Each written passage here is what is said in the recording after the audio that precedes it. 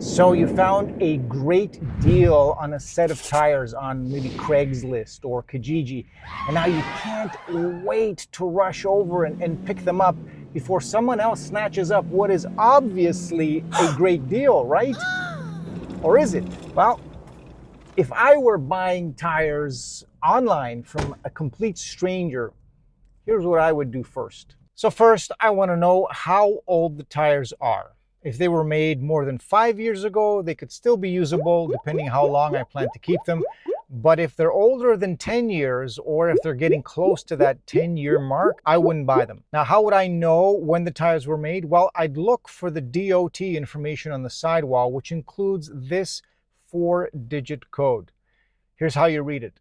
The first two numbers identify the week the tire was made, and the last two numbers identify the year the tire was made. So in this case, this tire was made during the 23rd week of the year 2019. I don't care about the week, but I do care about the year. So 2019 is the year it was made.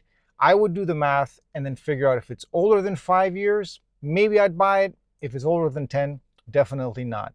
Next, I would check the tread depth using a tread depth gauge. If the tread was down to almost, let's say 5-30 seconds or 4-30 seconds, then I wouldn't buy it.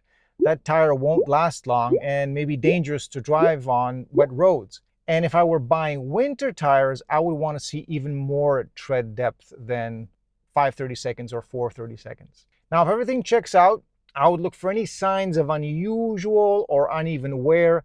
I'd also take a close look at the bead area, which is that thick ring of rubber that connects the tire to the wheel or to the rim. If the bead area is worn or damaged, or there's like small chunks of rubber that seem to be missing, the tire likely won't seal properly, which means you're going to have to constantly deal with air pressure problems. Again, that is a tire that I would pass on. Next, I would look inside the tire for damage. Sometimes the outside of the tire looks okay, but there's damage on the inside. This is where I would look to see if the tire has an existing puncture repair. If it does, I wouldn't buy it. Next, I would want to make sure that I'm not buying a tire that was recalled by the manufacturer and shouldn't be for sale in the first place. To check for a tire recall, I would visit the U.S. Trade Manufacturers Association at the link that you see here on the screen, and I would punch in the DOT number I found earlier when trying to figure out how old the tires are.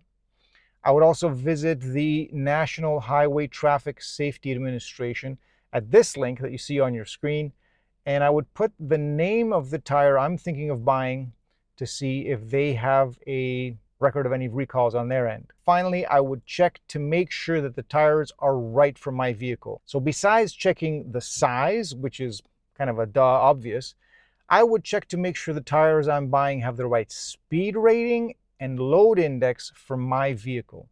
So just because the size is right doesn't mean the speed rating and the load index are correct. So double check that. Now, if you think that's a lot of work, you're right. But I'm going through all this trouble probably because I don't want to spend more on a set of tires than I have to. And that brings us to the sponsor of this video, Salem Tires. Why Salem? Because you don't always have to spend a lot to get a decent tire. So before you start looking for deals on Craigslist and Kijiji, why not take a look at what a brand new set of Salem tires would cost you, complete with the manufacturer's warranty? Because frankly, you might be pleasantly surprised. Now, if you're not sure why a speed rating is important when buying a new tire, check out the video here. And as always, thanks for watching.